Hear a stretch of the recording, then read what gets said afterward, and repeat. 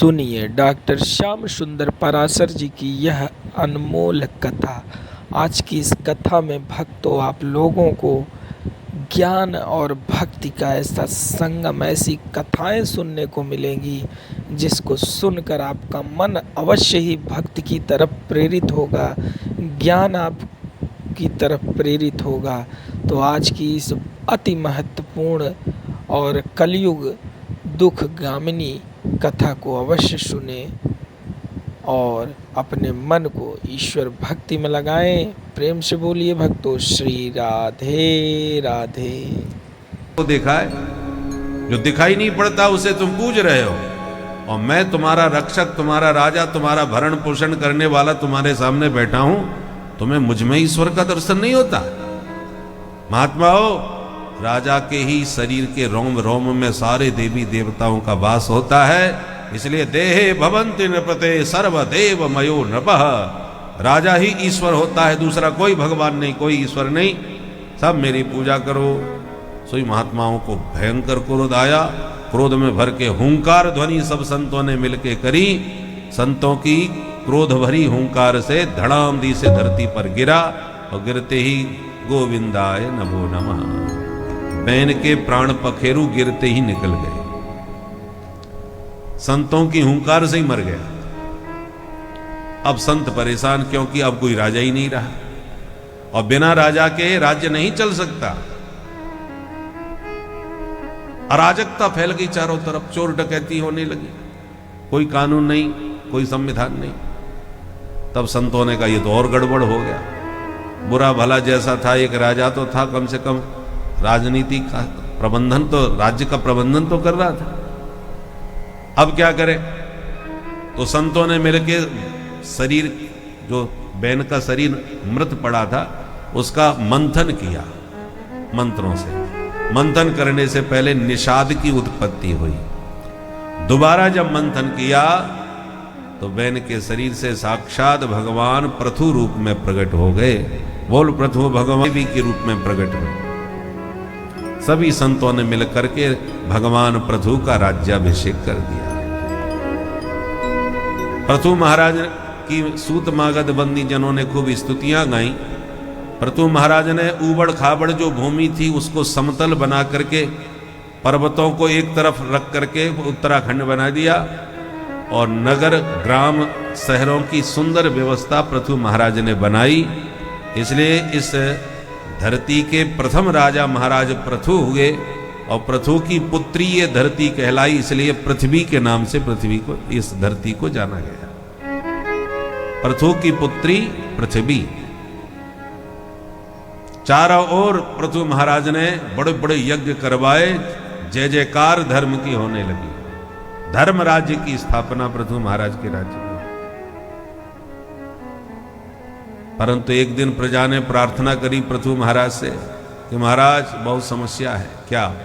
दिन रात मेहनत करने पर धरती से फसल बढ़िया नहीं निकल रही। तो पृथु महाराज ने पृथ्वी से निवेदन किया। पृथ्वी ने एक न सुनी, तो क्रोधित होकर के पृथु महाराज ने कहा, वसुधे त्वाम वधिष्यामि मच्छासन परानमुखीम। अरे वसुंधरा, मैं तेरा वध कर दूंगा, मेरी आज्ञा की तू उपेक्षा कर रही है। पृथ्वी कांप गई पृथु महाराज के क्रोध से, और प्रकट होकर के गाय के रूप में पृथ्वी ने पृथु महाराज से प्रार्थना करी कि महाराज, अस्मिन लोके थवा मुस्मिन मुनभिस्तत्वदर्शवी दृष्टा योगा प्रयुक्ताश्च पुंसाम श्रेय प्रसिद्धये। पृथु महाराज से प्रार्थना करती हुई पृथ्वी कहती है कि महाराज मेरा स्वभाव है। क्या? बोले जब धर्म राज्य की स्थापना होती है तो मैं दिव्य रत्नों को अपने गर्भ से प्रकट करने लगती हूं, और जब धर्म निरपेक्ष राज्य होने लगता है तो मैं अपने दिव्य रत्नों को अपने गर्भ में छुपा जाती हूं। आपके ही पूर्वज पृथु महाराज ने धर्म पर प्रतिबंध लगा दिया था, इसलिए मैंने भी अपने दिव्य रत्नों को अपने गर्भ में छुपा लिया था।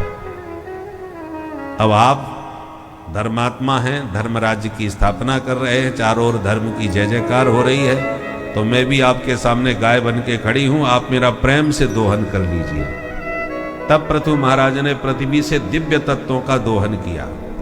रत्न गर्भा वसुंधरा, ये पृथ्वी रत्नों का भंडार है, इसलिए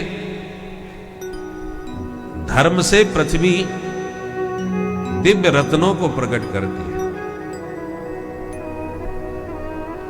पृथ्वी मां ने कहा कि जो इस लोक में और परलोक में परम सुखी रहना चाहता हो, उस व्यक्ति को चाहिए ऋषि मुनियों के द्वारा बताए हुए मार्ग पर ही चले।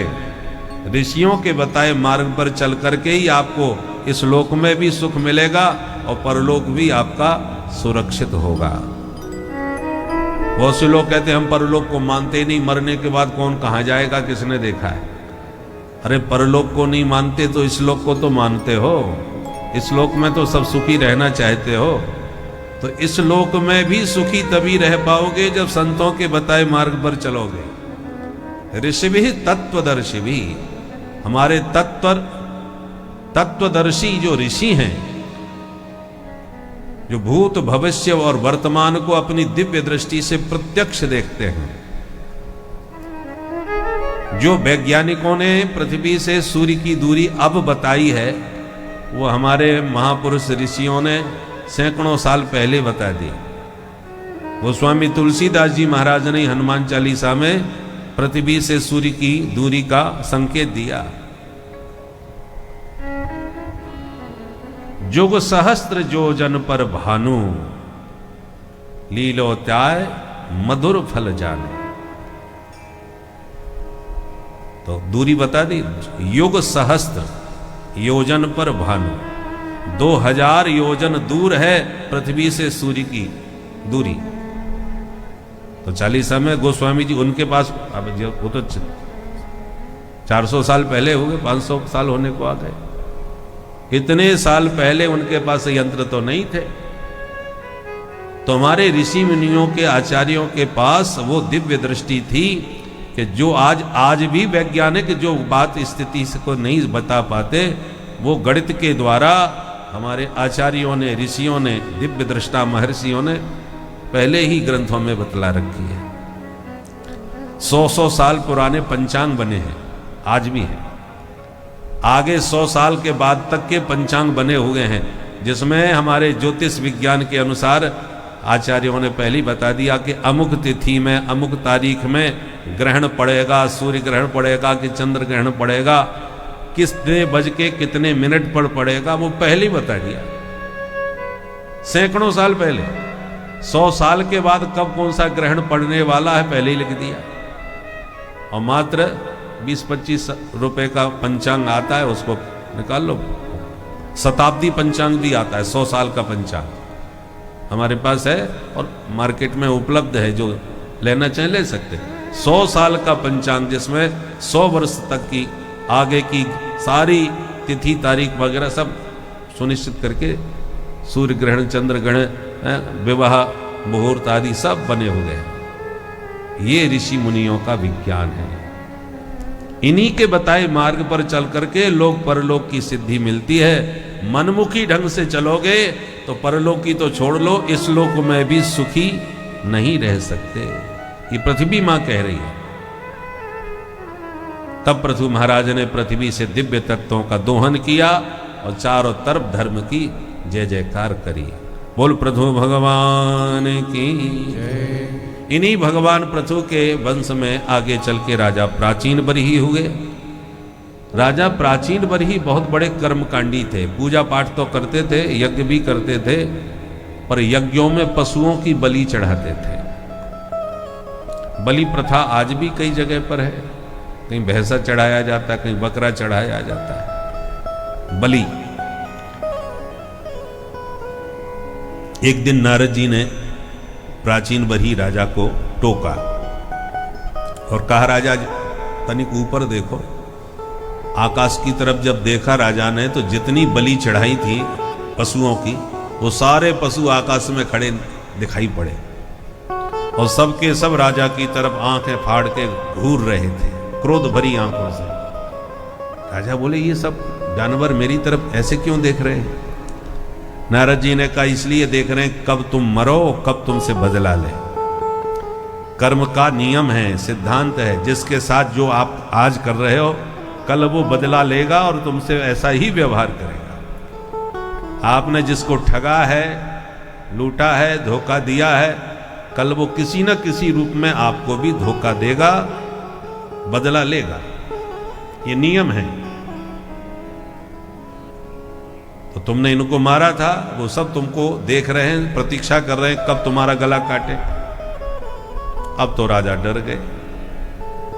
महाराज, परंतु मेरा इनसे कोई बैर नहीं था। शास्त्र का विधान है, यज्ञ की विधि है कि अमुक यज्ञ में अमुक पशु का अमुक विधि से बलिदान करना चाहिए। तो आचार्यों ने जो विधि बताई वो हमने कर दी, इसमें मेरी क्या गलती? नारद जी बोले, सुनो राजन, जो हमारे शास्त्र अहिंसा को परम धर्म कहते हो, वो ही शास्त्र किसी जीव की हिंसा की आज्ञा क्यों करें? कदाचित कहीं शास्त्रों में हिंसा की बात आती है तो वो हिंसा निवृत्ति परक है, न कि प्रवृत्ति परक है। जैसे उदाहरण से समझो, कोई व्यक्ति भयंकर बीड़ी पीता था, धूम्रपान करता था, परंतु एक दिन गुरुजी के प्रवचनों से प्रभावित हो गया और चेला बन गया, दीक्षा ले ली। गुरुजी ने कहा, देखो धूम्रपान हमारे शिष्य लोग कभी नहीं करते, आज से आप धूम्रपान नहीं करोगे। ठीक है गुरुजी। पर चेला बरसों से धूम्रपान करता था, वो 1 मिनट में कैसे छूट जाए? तो कह तो दिया नहीं करूंगा, पर छुप छुप के पीता था, गुरुजी को पता न चले। पर एक दिन पकड़ा गया, चेलाओं ने शिकायत कर दी, गुरुजी ये धूम्रपान कर रहा था। तो गुरुजी ने उसे अकेले में बुलाया और डांटते हुए समझाया, क्यों भाई, जब हमने तुमसे कहा था कि धूम्रपान आज से न करो, कैसे किए? तो चरणों में गिर के बोला, गुरुजी आपसे झूठ नहीं बोलूंगा, क्या करें, आदत ऐसी पड़ गई है कि मेरे से छूट ही नहीं रही। बहुत कोशिश करता हूं, पर जब तलब लगती है तो रहा नहीं जाता। अब आप ही बताओ गुरुजी, मैं खुद चाहता हूं कि छोड़ दूं, पर छूट नहीं रही, कैसे छोड़ूं? तो गुरुजी ने विचार किया, इसकी आदत कैसे छुड़वाऊं?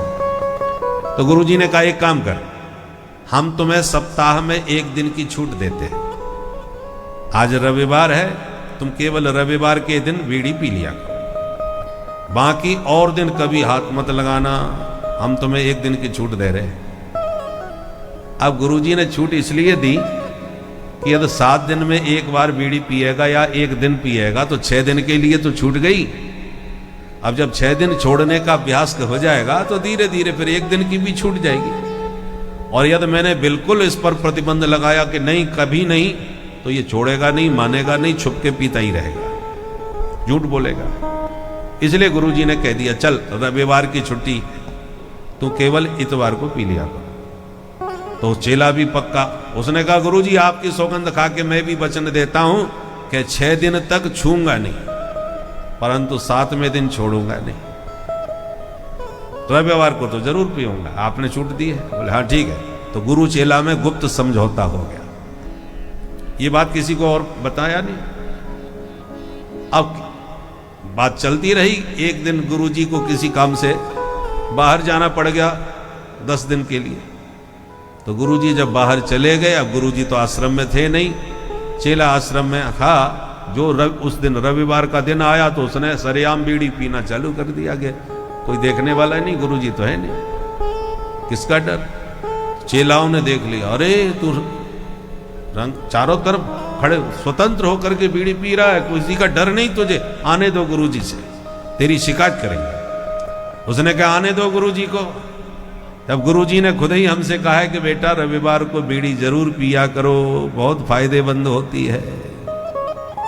चेला बोले झूठ बोल रहा है, ऐसा गुरुजी कभी कह ही नहीं सकते, गुरुजी तो हमेशा धूम्रपान का विरोध करते हैं। चेला ने कहा चाहे जिसकी सौगंध खवा लो, गंगा जल उठवा लो, गुरुजी ने खुद मेरे से कहा है कि बेटा रविवार को बीड़ी जरूर पिया करो। चेलाओं ने कहा अच्छा गुरुजी ने कहा है? बोले हाँ। बोले जब गुरुजी ने कहा है तब तो हम भी आज से पिया करेंगे। तो जो कभी नहीं पीते थे वो ही चालू हो गए गुरुजी के नाम पर। अब बात तो बिल्कुल सही कह रहा है कि गुरुजी ने कहा है कि रविवार को पी लिया करो, परंतु इसका मतलब ये नहीं है कि रविवार को बीड़ी पीना ही चाहिए। अरे वो तो तेरी आदत को छुड़वाने के चक्कर में गुरुजी ने एक दिन की छूट दे दी। इसका मतलब ये थोड़ी हो गया कि रविवार को जरूर पियो। पर इसी प्रकार शास्त्रों में जहां थोड़ी बहुत परिस्थिति को देखकर छूट दी गई है, लोग उन्हीं वचनों को प्रमाण मात्र मान करके सबको पिलाना चालू कर देते हैं। इसलिए परोक्षवादः वेदोयम बालानाम अनुशासनम। वेद भगवान परोक्षवादी हैं, ये कहते कुछ है मतलब कुछ और ही होता है। जैसे माताएं बच्चों पर अनुशासन करती हैं, बच्चा पढ़ने को तैयार नहीं, कुछ रटता नहीं, याद करता नहीं, तो माँ कभी कभी कह दे देख बेटा तू इतना याद करके सुना दे, तुझे मैं बहुत बढ़िया मिठाई चॉकलेट खिलाऊंगा। अब बच्चे को चॉकलेट पसंद है, माँ ने दिखा भी दी, पर रटना पड़ेगा इतना। तो बच्चे को पढ़ाने लिखाने के लिए, कुछ याद कराने के लिए माताएं कभी चॉकलेट आदि का प्रलोभन दे करके कहती हैं बेटा पहले ये काम करो तब ये मिलेगा। इसका मतलब ये नहीं कि चॉकलेट खाना ही चाहिए, वैसे तो वो मना करती रहती है बेटा दांत खराब हो जाएंगे, ये सब मत खाया करो। और बच्चे की जब ज्यादा रुचि होती है तो उसका प्रलोभन दे करके काम कराया जाता है। अच्छा तुम इतना काम कर लो तो हम तुम्हें ये चीज देंगे। ऐसे ही स्वर्ग आदि का दिव्य प्रलोभन दे करके जीवों को शुभ कर्मों में शास्त्र लगाते हैं। वेदों की भाषा बड़ी टेढ़ी मेढ़ी होती है, जल्दी समझ में नहीं आती। जैसे एक गांव में एक ठाकुर साहब थे, उनका बड़ा रुतबा था, जमींदार थे, पर उनकी आदत पड़ गई चावलों का माड़ पीने की। माड़ समझते हैं? चावलों का पानी। तो जो चावल का पानी फेंक दिया जाता है, ठाकुर साहब को बड़ा स्वादिष्ट लगता था, चाय की तरह चुस्की लेकर के पीते थे, पर घर में ही छुप के पीते थे, किसी को पता चलेगा तो लोग मेरा मजाक उड़ाएंगे ये क्या पीते हैं। अब एक दिन घर में मीटिंग चल रही थी, गणमान्य लोग बड़े दूर दूर से आए हुए थे, और उधर उनकी धर्मपत्नी जी ने गर्मा गर्म चावल का वो माड़ काट के कठौता में भर के रख दिया, और बेटे से कहा बेटा जल्दी पिताजी को बुलाओ, फटाफट आकर के पी जाए नहीं तो ठंडा हो जाएगा। तो बेटा बुलाने के लिए दौड़ा। अब वहां मीटिंग चल रही थी, गणमान्य लोग बैठे थे। बच्चे ने सोचा कि यदि मैंने सबके बीच में कह दिया कि पिताजी चलो माड़ पी लो तो सबको पता चल जाएगा और पिताजी बाद में पिटाई करेंगे हमारी, और यदि नहीं कहूंगा तो माड़ ठंडा हो जाएगा तो मैया मारेगी। तूने बताया क्यों नहीं उन्हें? तो कैसे बताऊं? बच्चा बड़ा होशियार था, उसने ऐसी शब्दावली में अपनी बात बताई कि पिताजी के अलावा किसी के समझ में ही नहीं आई। उल्टा ही अर्थ लगाते रहे सब, असली अर्थ केवल ठाकुर साहब समझे। क्या कहे? बच्चा कहता है पिताजी। बोले हाँ बेटा। बोले पिताजी धानुपुर से माणू जी आए हैं, कठौता घाट पे बैठे हैं, अब जल्दी चल के मिल लो नहीं शीतलपुर को चले जाएंगे। बोलो राधे राधे राधे राधे। अब सामान्य लोग जो वहां बैठे थे उन्होंने अर्थ क्या लगाया कि धानुपुर नाम का कोई शहर है, माणू नाम के सज्जन कोई मिलने आए हैं, कठौता घाट पे कहीं बैठ के राह देख रहे हैं, ठाकुर साहब नहीं मिलेंगे तो वो शीतलपुर नाम के शहर में निकल जाएंगे। सुनने में सबको यही अर्थ लगा, पर उसका मूल जो असली अर्थ था वो अकेले ठाकुर साहब समझ पाए, क्योंकि वो संदर्भ से परिचित थे। वो समझ गए कि धानुपुर माने धान से उत्पन्न जो चावल हैं उनका माड़ निकल के काठ के कठौते में भरा हुआ है, अब जल्दी चल के पी लो नहीं तो शीतल हो जाएगा, ठंडा हो जाएगा। ये असली अर्थ था। तो जैसे शब्द वही है पर असली अर्थ अकेले ठाकुर साहब समझ पाए, क्योंकि उन्हें पूर्व संदर्भ का पता था। उसी प्रकार शास्त्रों में कहां कौन सी बात किस मतलब से कही गई है ये वही समझ पाएगा जिसने विधिवत शास्त्रों का अध्ययन किया होगा। जो अल्पज्ञ होता है उसको शास्त्र का वचन समझ में नहीं आता, वो अर्थ ही समझ में नहीं आता, इसका क्या मतलब है। जैसे ग्रंथ में लिखा था भागवत पढ़ना पाप है, अब वो व्यक्ति सबको दिखाने लगा देखो भागवत पढ़ना पाप है, भागवत में ही लिखा। तो एक पढ़े लिखे जो विद्वान थे जब उनको दिखाया तो सबसे नीची लाइन में लिखा था भागवत पढ़ना पाप है, पर जब पन्ना पलट के देखा तो आगे लिखा था अशौच अवस्था में, अपवित्र अवस्था में। तो अपवित्र अवस्था तो छुपा लिया और आगे की लाइन पकड़ लिया, भागवत पढ़ना पाप है, देखो भागवत में लिखा है। अरे पूरी बात तो पढ़, आगे क्या लिखा है? आगे लिखा है तब पढ़ोगे तब समझ में बात पूरी आएगी कि अशुद्ध अवस्था में, अपवित्र अवस्था में भागवत पढ़ना पाप है। ऐसे ही कोई भी बात समझना है तो आद्योपांत तो उसकी बात को समझ में पढ़ोगे तो समझ में बात आएगी। इसलिए विभेत्यल्प श्रुताद वेदो मामयम प्रहरष्यति। अल्पज्ञ व्यक्ति जब शास्त्र लेके पढ़ता है तो सरस्वती कांपने लगती है, डरने लगती है, ये मूर्ख हमारे शब्दों का कोई उल्टा सीधा अर्थ न कर दे। जैसे आपका ऑपरेशन होने वाला हो और डॉक्टर साहब आके कहें भाई साहब आराम से लेटे रहना, मैं भी आज पहली बार ऑपरेशन करूंगा, तो सोचिए आपको कैसा लगेगा कि इस अनाड़ी को सबसे पहले हम ही मिले क्या। तो जैसे अल्पज्ञ व्यक्ति से, डॉक्टर से हमको डर लगता है, ऐसी अल्पज्ञ शास्त्रज्ञ से सरस्वती भी घबराती है। नारद जी ने समझाया और पुरंजनोपाख्यान के द्वारा आत्म तत्व का रहस्य प्राचीन बरही को बतलाया। प्राचीन बरही का कल्याण हुआ, हिंसा के मार्ग से निवृत्त हुए। इन्हीं प्राचीन बरही के 10 बेटा हुए जो प्रचेता गणों के नाम से जाने गए। प्रचेता गणों ने नारद जी से प्रश्न किया, बाबा भगवान को सबसे जल्दी प्रसन्न करने का क्या तरीका है? नारद जी ने कहा 3 बातें जीवन में उतार लो, ठाकुर जी तुरंत प्रसन्न हो जाएंगे। कौन कौन सी 3 बातें? बोले दयया सर्वभूतेषु संतुष्ट्या येन केन वा सर्वेन्द्रियोपशान्त्या च तुष्यत्या सो जनार्दनः। 3 बातें बड़े ध्यान से सुनो। यदि ठाकुर जी को शीघ्र प्रसन्न करना चाहो तो ये 3 बातें नोट कर लो। पहली बात, सर्वभूतेषु दयया। जीव मात्र के प्रति आपके मन में दया का भाव होना चाहिए। दया किसे कहते हैं? परस्मिन् बंधु वर्गे वा मैत्रे द्वैषेर्य बहु तथा आपन्ने रक्षितव्यं तो दयैसा परिकीर्तिता। दया कहते हैं कि कोई पराया हो या अपना हो, मित्र हो या शत्रु हो, देशी हो या विदेशी हो, जब भी कोई प्राणी विपत्ति में पड़ा हो तो अपनी शक्ति और सामर्थ्य के अनुसार उसकी सहायता करना ही दया का स्वरूप है। अन्यथा दया तो अपनों पर सभी करते हैं। बच्चों की पढ़ाई लिखाई में, सेवा में मैया बाप लगे रहते हैं।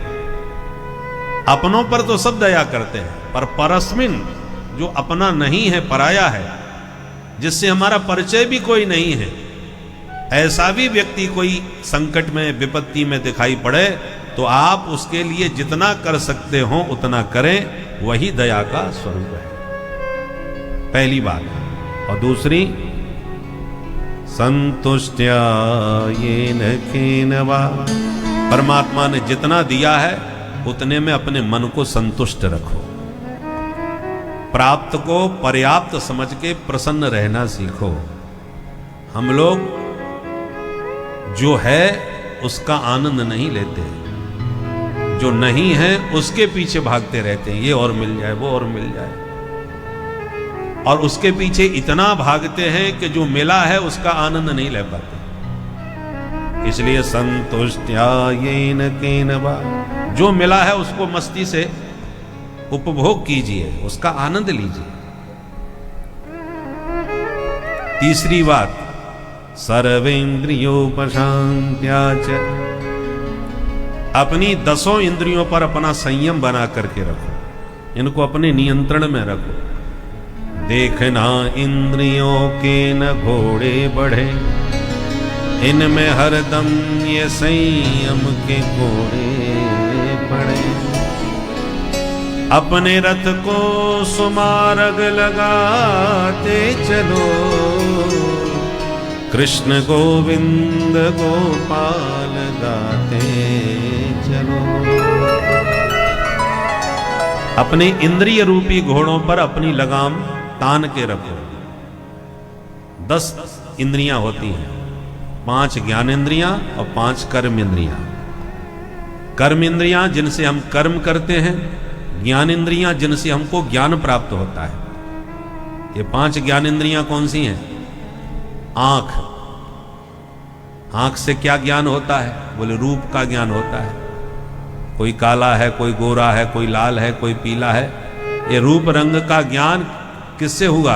आंख से हुआ। इसलिए नेत्र ज्ञानेंद्रिय है। दूसरा कान, कान से शब्द का ज्ञान होता है।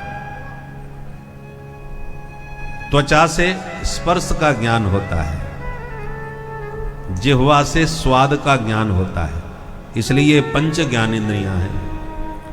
और 5 ही कर्मेंद्रियां हैं, हाथ, पैर, मुख, पायु, पस्त्र। ऐसे 10 इंद्रियों को अपना संयम पूर्वक रखो। ये 3 बातें जीवन में यदि उतार लो तो जनार्दन आशु तुष्यति, भगवान आप पर बहुत जल्दी प्रसन्न हो जाएंगे। बोल भक्त वत्सल भगवान की जय। सुखदेव जी कहते हैं, राजन मैंने तुम्हें ये उत्तानपाद का वंश सुनाया। अब इन्हीं उत्तानपाद के एक भाई हैं जिनका नाम है प्रियव्रत। राजा प्रियव्रत ने एक व्रत लिया, संकल्प। क्या? मैं अपने राज्य में अंधेरा नहीं होने दूंगा। रात्रि होने से अंधकार में 12 घंटे लोग सो के खर्राटे बजा के यूं ही बर्बाद कर देते हैं।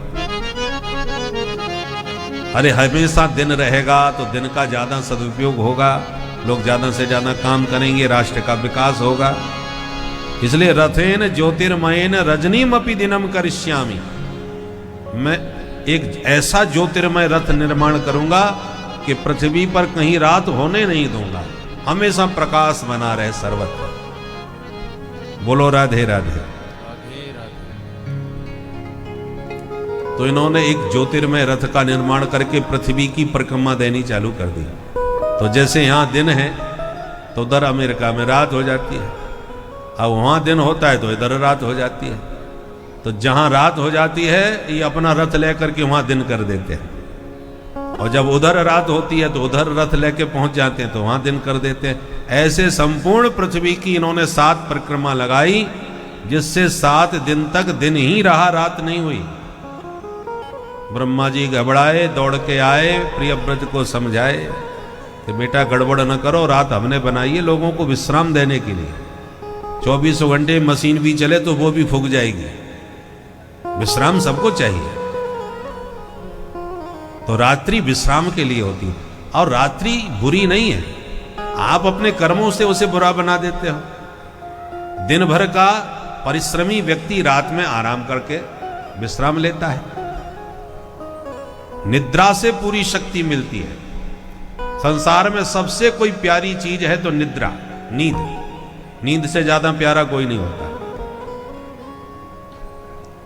चाहे वो पत्नी हो, चाहे पुत्र हो, चाहे मित्र हो, चाहे कितना भी प्यारा कोई भी हो। बरसों बाद कोई मित्र मिले, खूब गपशप करोगे, पर कितनी देर? जहां रात के 2 बज गए, 2:30 बज गए, सो कहोगे भैया अब आराम करते हैं, नींद आने लगी। जब नींद आती है तो सब फीके पड़ जाते हैं। चलो, माँ अपने बच्चे से कितना प्यार करती है, दिल से लगा के रखती है, कोई छू दे तो सिंघनी बन जाती है।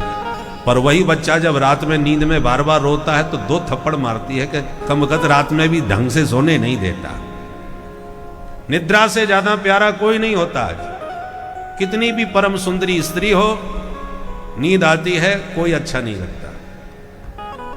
इसलिए ब्रह्मा जी ने कहा कि रात मैंने बनाई है 12 घंटे की, लोगों को विश्राम देने के लिए। और जब दुनिया वाले रात में सो जाते हैं, उसी समय संत जाग करके बैठ जाते हैं और रात के उस सन्नाटे में शांत वातावरण में अपनी साधना करते हैं, भगवत भजन करते हैं, प्रभु का ध्यान लगाते हैं। तस्याम जागृति संयमी। संसारी सोता है, संत जाग करके साधना करता है। और उसी रात के अंधेरे में चोर घर घर में जाके ताले चटकाते हैं, माल उड़ाते हैं। तो रात्रि बुरी नहीं है, आप उसे उसका सदुपयोग किस ढंग से करते हो। जो बुद्धिमान व्यक्ति होता है ना, वो विष का भी सदुपयोग कर लेता है। जहर से भी बहुत सी दवाइयां बन जाती हैं, बहुत से रोगों का चिकित्सा होती है। और अविवेकी ना समझ लोग अमृत का भी दुरुपयोग कर लेते हैं।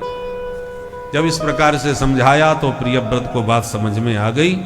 आग्रह त्याग दिया और प्रियव्रत के रथ के प्रताप से पृथ्वी में 7 द्वीप और 7 समुद्रों की रचना हो गई। जम्बू द्वीप, प्लक्ष द्वीप, कुशद द्वीप, क्रौंच द्वीप, शाक द्वीप, ऐसे 7 द्वीप हैं पृथ्वी में। उसमें पहला द्वीप है जम्बू द्वीप, जिसके हम लोग वासी हैं। जम्बू द्वीप के राजा बने प्रियव्रत के सबसे बड़े बेटा आग्नेन्द्र। आग्नेन्द्र के 9 बेटे हुए, इसलिए उन्होंने जम्बू द्वीप के 9 खंड कर दिए। इलाव्रत खंड, केतुमाल खंड, भद्रास्व खंड, किम पुरुष खंड, अजनाब खंड, ऐसे 9 खंड हो गए जम्बू द्वीप के। उसमें प्रथम था अजनाब खंड। अजनाब खंड के राजा बने महाराज नाभि, पर नाभि के कोई संतान नहीं हुई। यज्ञ करवाया तो इनके घर में साक्षात भगवान ऋषभ देव जी का प्रादुर्भाव हुआ। बोल ऋषभ भगवान। इतने प्रतापी थे, इतने प्रभावशाली थे कि इनकी प्रतिभा से इंद्र को भी ईर्षा हो गई। इंद्र ने ऋषभ देव जी के राज्य में पानी बरसाना बंद कर दिया। तो ऋषभ भगवान ने योग बल की शक्ति से अपने राज्य में अपने आप ही पानी बरसा दिया। इंद्र बेचारे शर्मिंदा हो गए और इंद्र ने अपनी बेटी जयंती का विवाह ऋषभ देव जी से कर दिया। ऋषभ देव जी के 100 बेटा हुए। 100 पुत्रों में सबसे बड़े बेटे का नाम था भरत, जिस भरत के नाम से इस अजनाब खंड को भारत वर्ष के नाम से जाना गया। आशीत देनेदम वर्षम भारतम इति व्यपदिशन्ति। भारत वर्ष में 3 भरत हुए हैं। एक ऋषभ देव जी के बेटा भरत, ये परम ज्ञानी थे, यही बाद में जड़ भरत कहलाए और रहुगण को इन्होंने दिव्य उपदेश दे करके कृतार्थ किया। और दूसरे रामानुज भरत, राम जी के छोटे भैया, वो भी भरत, वो प्रेम मूर्ति भरत कहलाए। और तीसरे हुए दुष्यंत पुत्र भरत, जिन भरत के वंश में पांडवों का जन्म हुआ, इसलिए भगवान पांडवों में अर्जुन से हमेशा भारत कह के उन्हें बुलाते थे। अर्जुन को भारत संबोधन भगवान करते थे, क्योंकि इनका जन्म भरत के वंश में हुआ था। तो भरत वंश के जितने राजा थे सब भारत कहलाए। गीता में भगवान अर्जुन से संबोधन करते हैं, हे भारत, यदा यदा हि धर्मस्य ग्लानिर्भवति भारत। ये भारत जो संबोधन किया अर्जुन के। तो ऐसे इतिहास के भारत में 3 भरत हुए, एक ज्ञान योगी, एक कर्म योगी, एक भक्ति योगी।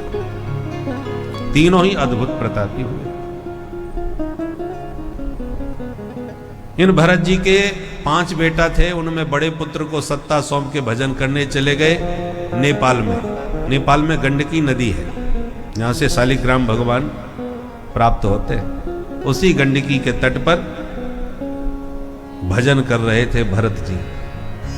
इतने में क्या हुआ, एक मृगी पानी पीने वाली पानी पीने के लिए नदी के तट पर आ गई। और भरत जी उस समय स्नान करने के बाद सूर्य भगवान को अर्घ दे रहे थे पानी।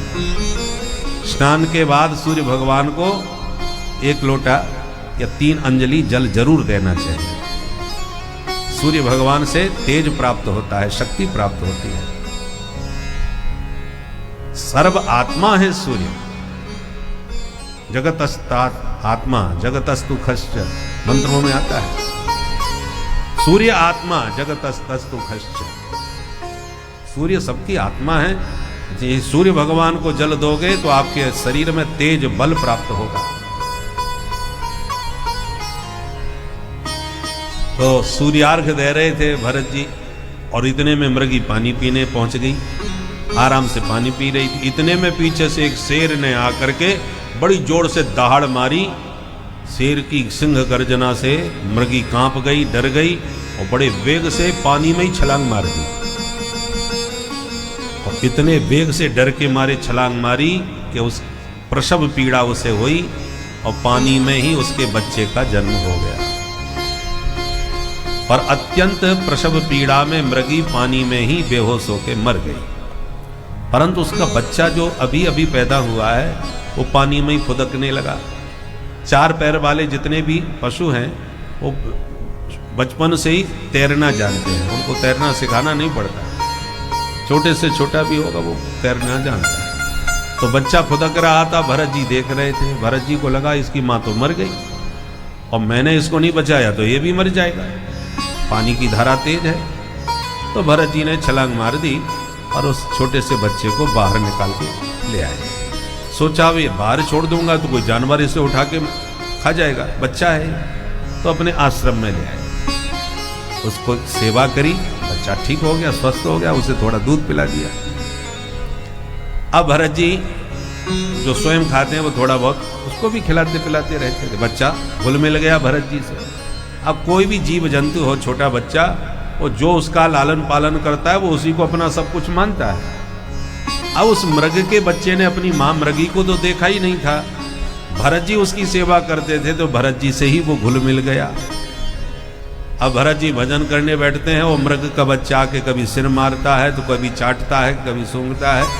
भरत जी डांट देते हैं तो एकदम भोला सा सामने जाकर के भोली सूरत बना के बैठ जाता है। तो भरत जी को दया आ जाती है कि बेचारा अनाथ है, तो गोद में लेके उसको प्यार करने लगते हैं। बड़ा खुश हो जाता है, भरत जी के हाथ फेरते ही उछलने कूदने लगता है। तो भरत जी का भी मन उससे लग जाता। स्थिति ये हुई कि आए थे हरि भजन को, ओटन लगे कपास। अपना घर परिवार छोड़ के आए थे साधना करने, भजन करने।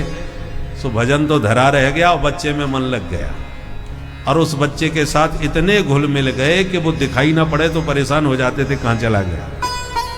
अब कुछ दिनों में बच्चा थोड़ा समझदार हो गया। जब बड़ा सयाना हो गया तो एक दिन मृगों का झुंड कहीं भागता हुआ जा रहा था, उसी झुंड में वो भी भागता हुआ उनके पीछे पीछे चला गया और जंगल में गायब। अब भरत जी ढूंढे कि कहाँ गया मेरा बच्चा।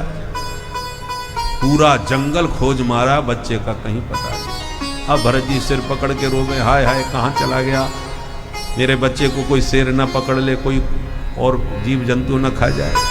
इतना रोए उसके वियोग में कि रोते रोते उसी की याद में अपने प्राण त्याग दिए। परिणाम यह हुआ कि मृग को याद करके मरे तो अगले जन्म में मृग बन के पैदा हुए।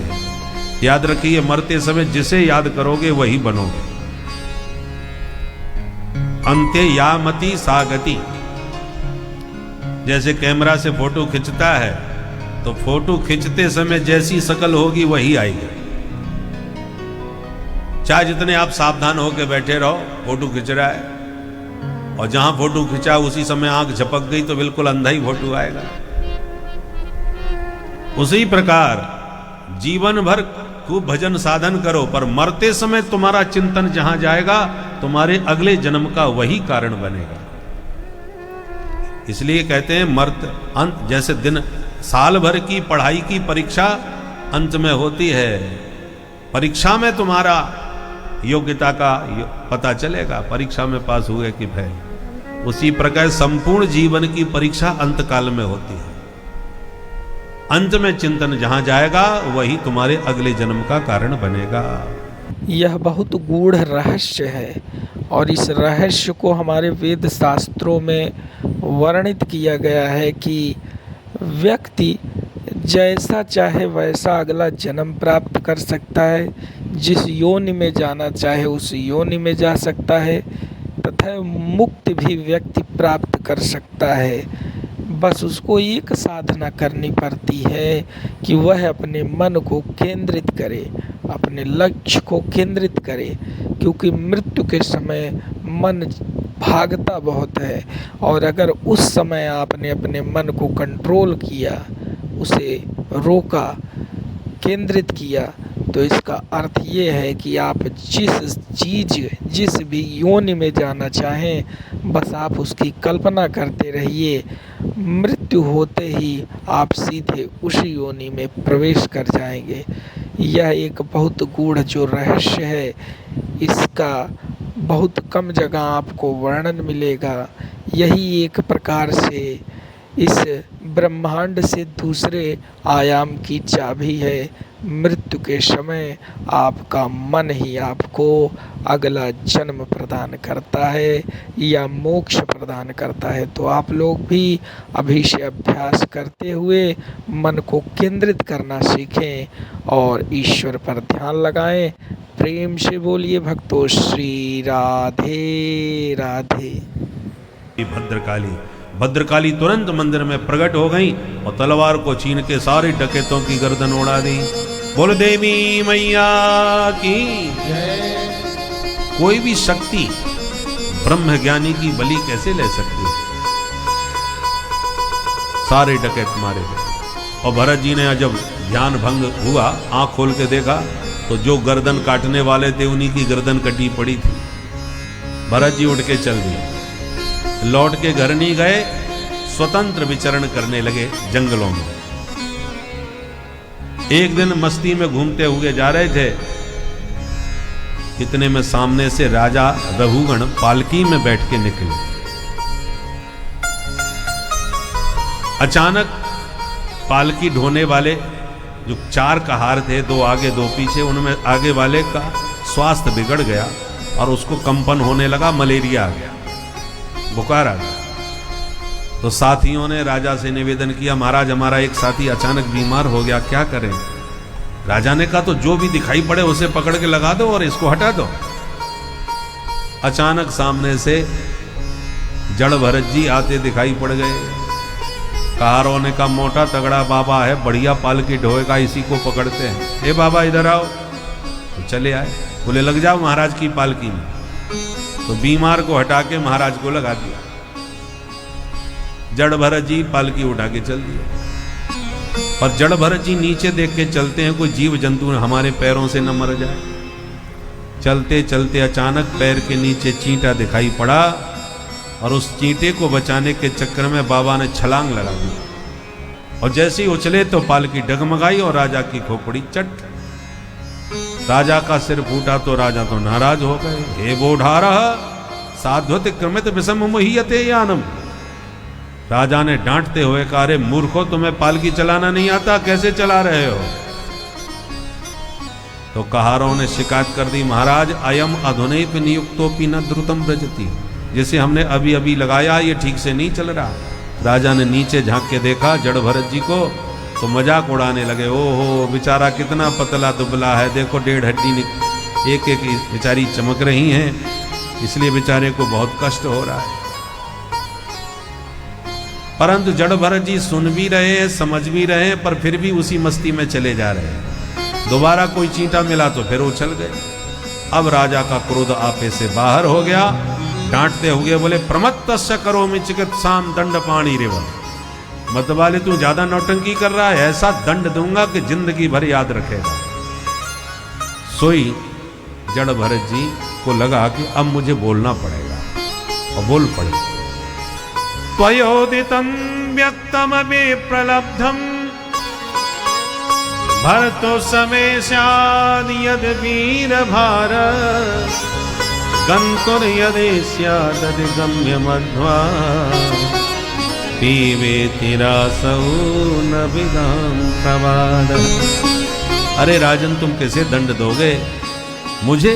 भाई मैं तो ना मोटा हूं, ना पतला हूं, ना पैदा होता हूं, ना मरता हूं, ना मुझ पर कोई भार है, ना ही किसी भार का मुझे कष्ट है। क्योंकि मोटा होगा तो मेरा शरीर होगा, मैं नहीं। भार होगा तो इस शरीर के ऊपर होगा, मेरे ऊपर नहीं। कष्ट होगा तो इस शरीर को हो रहा होगा, मुझे तो नहीं। ये सुन करके रघुगण के होश उड़ गए कि देखने में तो निरा पागल जैसा लग रहा है, पर बात बड़ी ऊंची कह रहा है। ध्यान से दोबारा देखा तो कंधे पर मोटा सा जनेऊ दिखाई पड़ गया। अरे ये तो कोई द्विजश्रेष्ठ ब्राह्मण देवता है।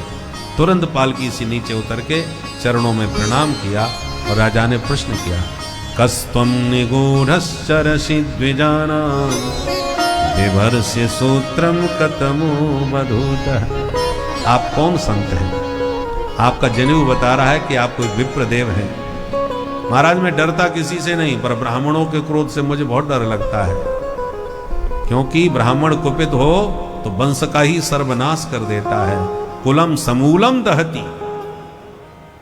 जड़ भरत जी हंसते हुए बोले, हैं तो ब्राह्मण ही, पर खतरनाक बिल्कुल नहीं। आप बिल्कुल निर्भीक होकर के हमसे बात करें, डरे नहीं।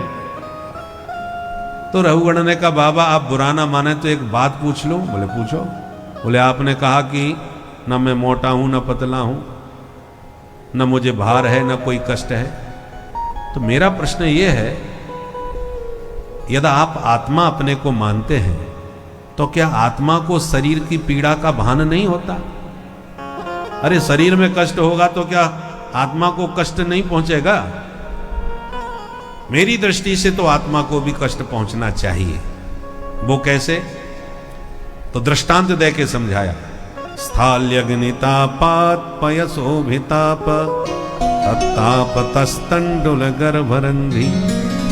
देखो हमने चूल्हे पर बटलोही रखी, उसमें पानी भर के चावल डाल दिए, तो चूल्हे की आग बटलोही को गर्म करेगी, बटलोही की गर्माहट पानी को गर्म करेगी, पानी की गर्माहट में पड़े हुए चावल धीरे धीरे भात बन जाते हैं, ये और भीतर तक एकदम कोमल हो जाते हैं। जो कठोर थे वो सुकोमल हो गए, भात बन गए। तो जैसे अग्नि की गर्माहट का प्रभाव एक दूसरे के संपर्क से चावल के भीतर पहुंच गया, तंदुल गर्भरंधी, उसी प्रकार जब शरीर में पीड़ा होगी तो मन इंद्रियों को पीड़ा होगी, और जब शरीर के मन इंद्रियों पर पीड़ा का प्रभाव है तो इसी शरीर में आत्मा भी तो बैठा है, क्या आत्मा पर कष्ट का प्रभाव नहीं पड़ेगा? तो जड़ भरत जी सुन के हंसते हुए बोले, राजन हो तो तुम महामूर्ख, पर विद्वानों का सत्संग सुनते सुनते शास्त्रों की भाषा अच्छी बोलना सीख गए, बाकी आता जाता कुछ नहीं। रघुगण ने कहा, महाराज मूर्ख हूं तो मेरी मूर्खता सिद्ध करो, नहीं तो मेरे प्रश्न का जवाब दो। जड़ भरत जी बोले, राजन तुमने अभी जो दृष्टांत दे के अपनी बात कही कि जैसे चावल पक जाता है चूल्हे के ऊपर पात्र में, ऐसे ही शरीर की पीड़ा आत्मा तक पहुंचती है, यही कहना चाहते हो? और राजन याद रखो, ये जो दृष्टांत तुमने दिया है वो सब सावयव पदार्थ हैं। सावयव माने जो दिखाई पड़े, जिनका जो स्वरूप साकार हो, साकार वस्तुओं का तुमने दृष्टांत दिया है। आग साकार है, दिखाई पड़ती है, बटलोही साकार है, पानी साकार है, चावल साकार है, तो ये सब साकार वस्तु हैं जिनका तुम दृष्टांत दे के हमें समझा रहे हो। पर जिस आत्मा पर इस दृष्टांत को घटा रहे हो वो आत्मा साकार नहीं है, वो निराकार है। आपको हाथ पैर तो नजर आएंगे, पर आत्मा किसी को नजर आती है क्या? बड़े बड़े डॉक्टर इतने ऑपरेशन करते हैं, किसी ने आत्मा को कहीं शरीर में बैठा देखा क्या? आत्मा कहीं नजर नहीं आती, क्योंकि निराकार है। जैसे आकाश है, आकाश जरूर है, परंतु आकाश दिखाई पड़ता है क्या? कोई कहे आकाश कैसा होता है? काला, पीला, नीला, हरा, मोटा, पतला, कुछ नहीं। ये जितनी भी खाली जगह है ये सब आकाश तत्व है। अब आकाश को आप क्या कहोगे? वो तो खाली शून्य है। अब कोई ये कहे कि मैंने आकाश को पकड़ लिया, तो कैसे पकड़ोगे इस आकाश को? कोई कहे मैंने आकाश के टुकड़े टुकड़े कर डाले, ये कैसे कटेगा भाई? तो जैसे आकाश निराकार होने के नाते आप उसका कुछ नहीं बिगाड़ सकते, ना काट सकते हो, ना जला सकते हो, ना सुखा सकते हो, ऐसे ही आत्मा निरवयव तत्व, निराकार तत्व होने के नाते नैनम छिन्दन्ति शस्त्राणि नैनम दहति पावकः, आत्मा का कोई कुछ नहीं बिगाड़ सकता, क्योंकि वो परम सूक्ष्म तत्व है। इस प्रकार से ऐसा जोरदार उपदेश दिया जड़ भरत जी ने कि रघुगण का कल्याण ही हो गया। और अंत में एक बात कही रघुगण से कि रहुगण चाहे जितना तुम सत्संग कर लो, चाहे जितना तपस्या कर लो, जब तक संत महापुरुषों की चरण रज को माथे से नहीं लगाओगे, तब तक ये ब्रह्म ज्ञान, ये ब्रह्म विद्या तुम्हारी बुद्धि में समझ में आने वाली नहीं है। बिना महत पाद रजोभिषेकम, संतों की चरण रज का अभिषेक करने पर ही ये विद्या बुद्धि में ठहरती है। बोल भक्त वत्सल भगवान की। इस प्रकार से रहुगण का जड़ भरत जी के उपदेश से उद्धार हुआ।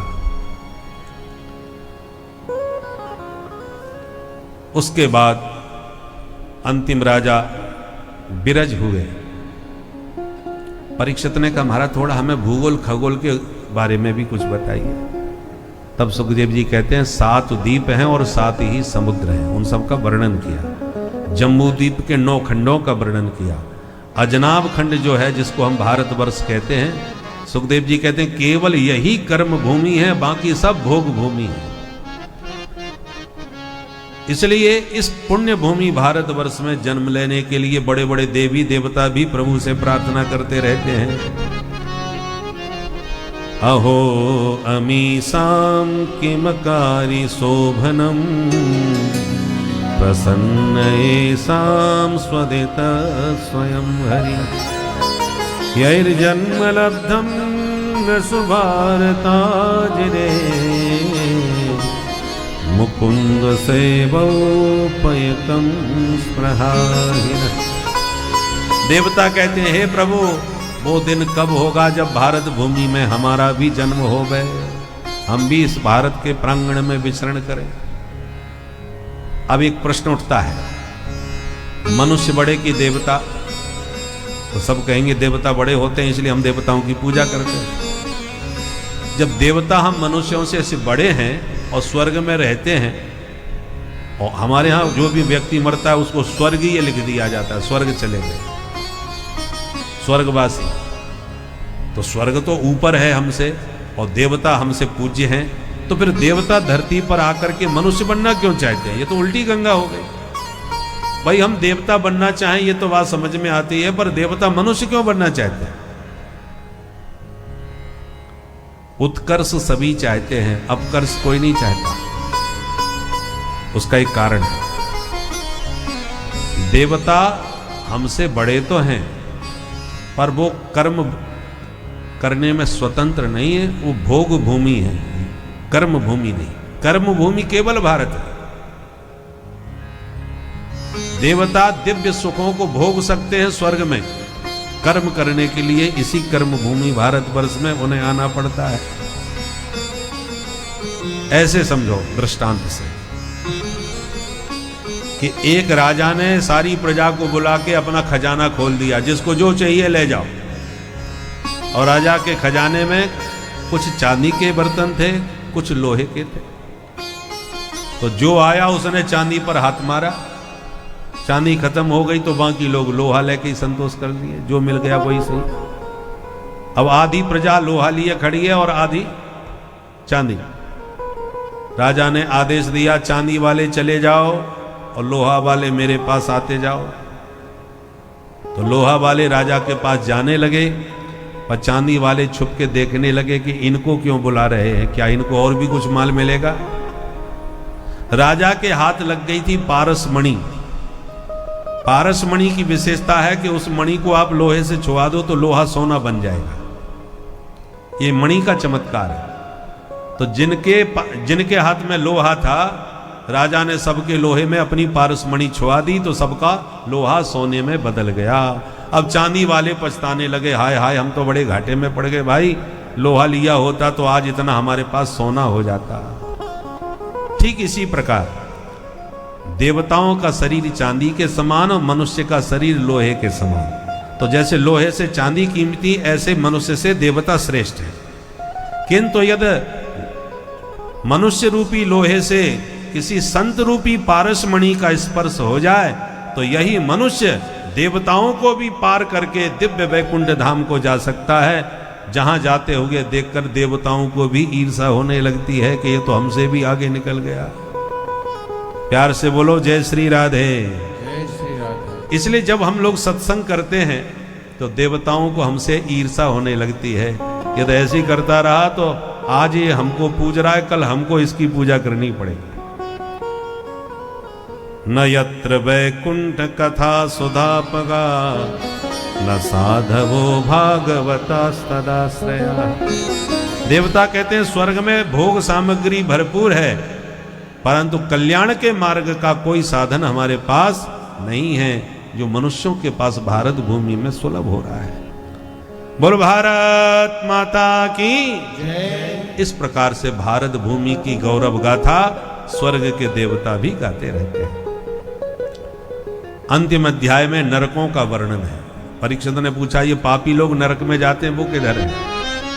सुखदेव जी कहते हैं 99,000 योजन नीचे संयमनीपुरी में 28 प्रकार के नरक हैं, जिनके नाम हैं तामिश्र, अंध तामिश्र, रौरव, महारौरव, कुंभीपाक, असिपत्रमण, सूकरमुख, लाला भक्ष, बैतरणी, कुयोध, प्राणरोध, वज्रकंटक, सालमिली, ये सब नरकों के नाम हैं।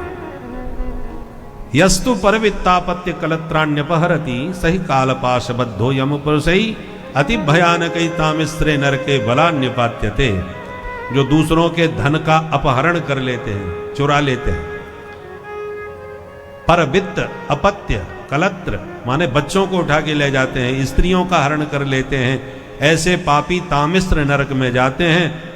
तामिश्र माने तामा, तांबे का कलश जैसे लाल होता है, ऐसी तांबे के समान आग में तपी हुई लाल भूमि पर इस भूमि को, इस जीव को पटक दिया जाता है, इसलिए उसको तामिश्र नरक कहते हैं। नरक में जो शरीर प्राप्त होता है उसके टुकड़े टुकड़े भी कर दो तो दर्द तो भरपूर होगा पर मरोगे नहीं।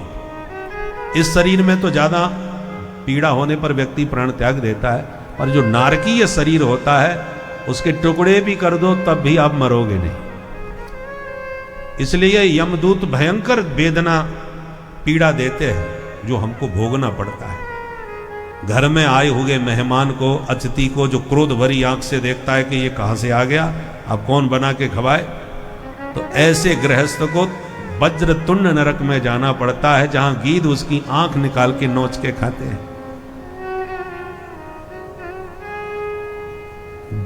दूसरों को धोखा दे करके, छल करके, कपट करके, लूट करके जो अपने परिवार का भरण पोषण करते हैं, एतत् अहम मम इति भूतद्रोहेण स्वकुटुम्बम एव अनुदिनम प्रपुष्णाति। अपना परिवार पालने के लिए दूसरों को जो धोखा देते हैं, छल कपट उनके साथ करते हैं, उन पापियों को रौरव नरक में जाना पड़ता है। इसका नाम रौरव क्यों पड़ा? रुरु नाम का एक जानवर होता है जो इतना खतरनाक होता है कि उसको देखते ही व्यक्ति डर के मारे जोर से चिल्लाने लगता है, रोने लगता है। ऐसे रुरु नाम के जानवरों से भरा हुआ वह नरक है। जैसे ही ये जीव वहां पहुंचता है वो सब इस पर आक्रमण करके इसका शरीर का मांस नोच नोच के खाने लगते हैं।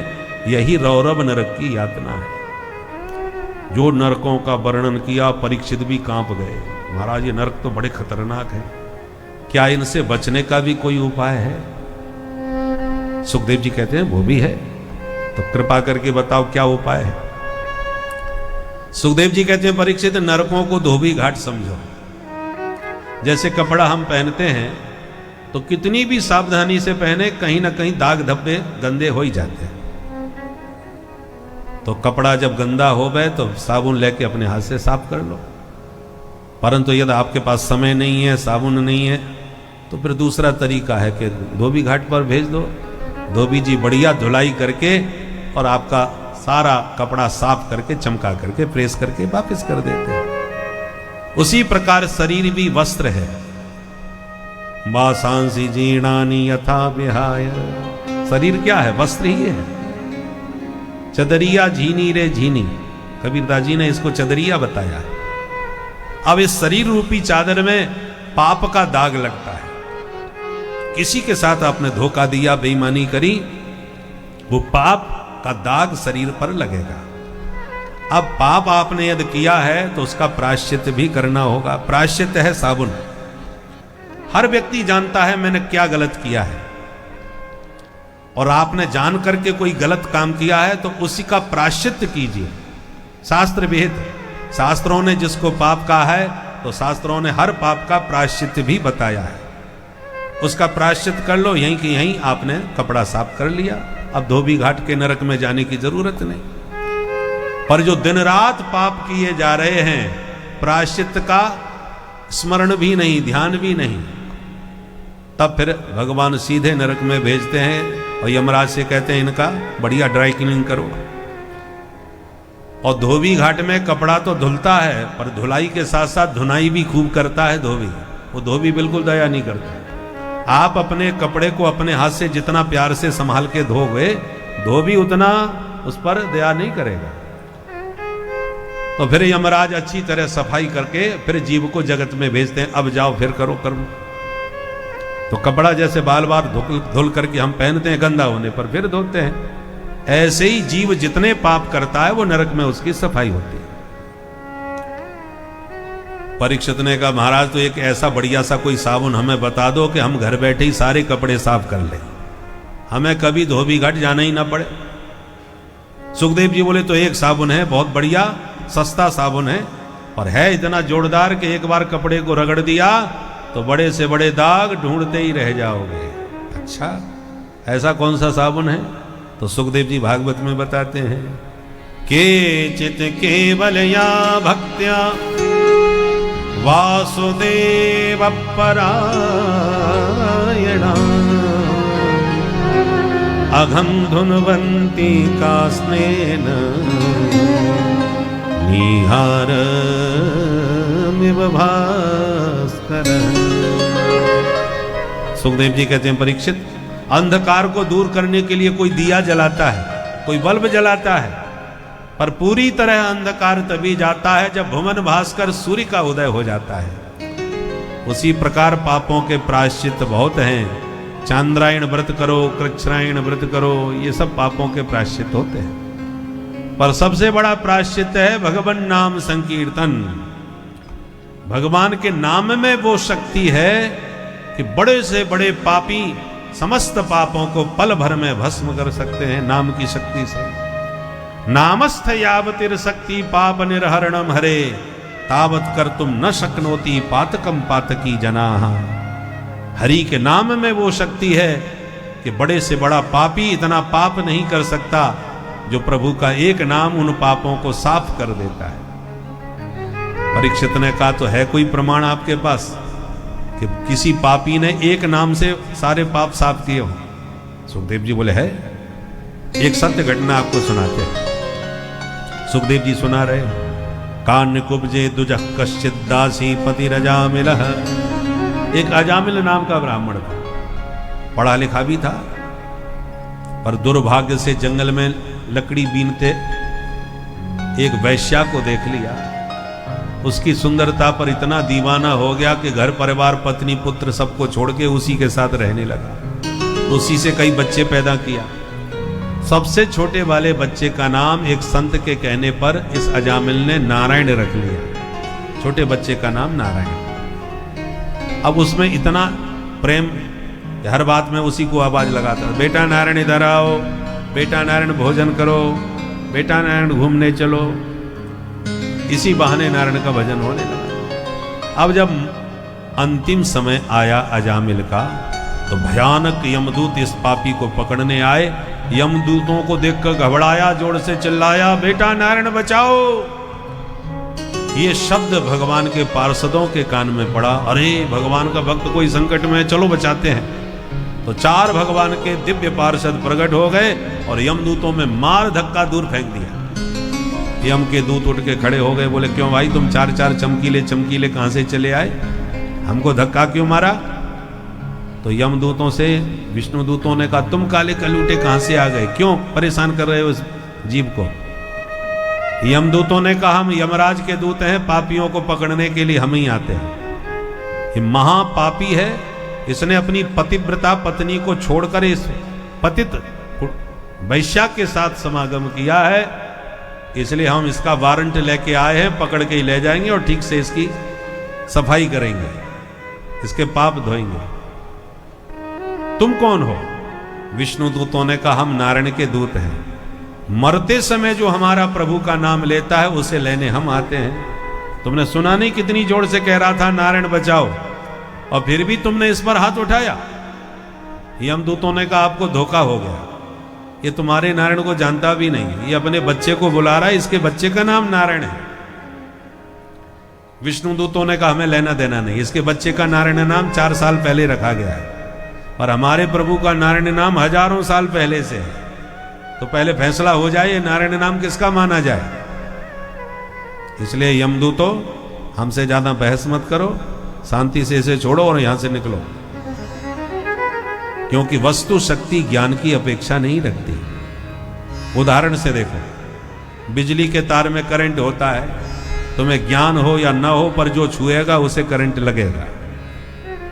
आग को तुम प्यार से पकड़ो या गलती से हाथ रख दो, आग तो तुम्हें जलाएगी। जहर मारने का काम करता है, चाहे प्यार से पी लो चाहे कोई गलती से पिला दे, मरना ही पड़ेगा। तो जैसे धोखे से आग पकड़ने पर जलना ही पड़ता है, धोखे से जहर पीने पर मरना ही पड़ता है, ऐसी मरते समय धोखे से भी प्रभु का नाम मुंह से निकले तो जीव का कल्याण होके ही रहता है। इसलिए कैसे भी भगवान का नाम जपो। भाय को भाय अनक आलस, भाय को भाय अनक आलस, नाम जपत मंगल दिस दस, नाम जपत मंगल दिस दस, कहो कहाँ लगी नाम बड़ाई, कहो कहाँ लगी नाम बड़ाई, कहो कहाँ लगी नाम बड़ाई। कहो कहाँ लगी नाम बड़ाई, राम न सकहि नाम गुण गाई, राम न सकै नाम गुण गाई।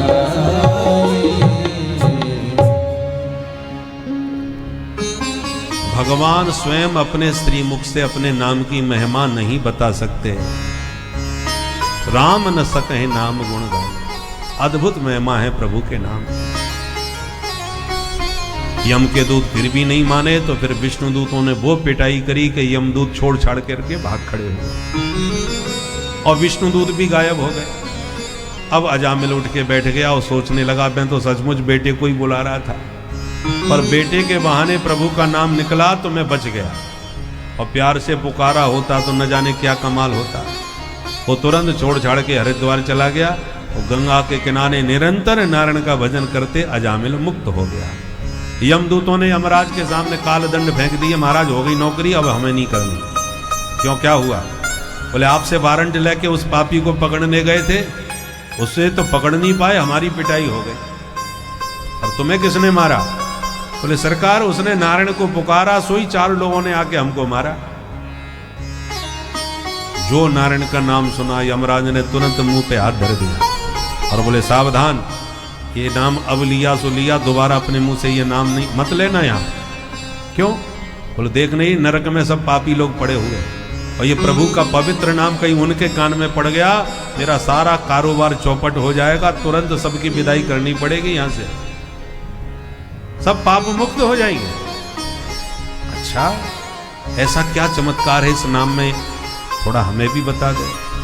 यमराज बोले इतनी पिटाई खा के भी तुम्हें चमत्कार समझ में नहीं आया? अखिल ब्रह्मांडों के नायक प्रभु का नाम ही हर समस्या का समाधान है। नाम की महिमा अपरंपार है। नाम की महिमा तो साक्षात प्रभु भी अपने मुख से नहीं कह पाते। यदि उनका नाम सुमिरण किया जाए तो हर दुख हर कष्ट से व्यक्ति की मुक्ति हो जाती है। उनके नाम का प्रभाव ही ऐसा है, सिर्फ आप अपने मन को केंद्रित करके उनके धाम में जाइए, उनके ध्यान में रहिए, बस इसी से आपका उद्धार हो जाएगा। इसीलिए कहा भी गया है, कलयुग केवल नाम आधारा, और सुमिर सुमिर नर उतरहि पारा।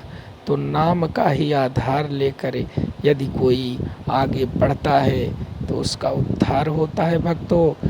इसी प्रकार आप लोग कथा को सुनते रहिए, भक्ति में डूबे रहिए और प्रेम से बोलिए भक्तों, श्री राधे राधे। उन्हें पकड़ के लाओ, जिनका चित्त हरि के चरण कमलों का चिंतन न करता हो उन्हें पकड़ के लाओ, जिनका माथा माधव मुरलीधर के चरणों में न झुकता हो, तान आनयध्व, ऐसे कृतघ्नों को मेरे पास लाया करो। और जो कैसे भी भगवान से जुड़े हुए हैं उनसे कभी हाथ मत लगाना।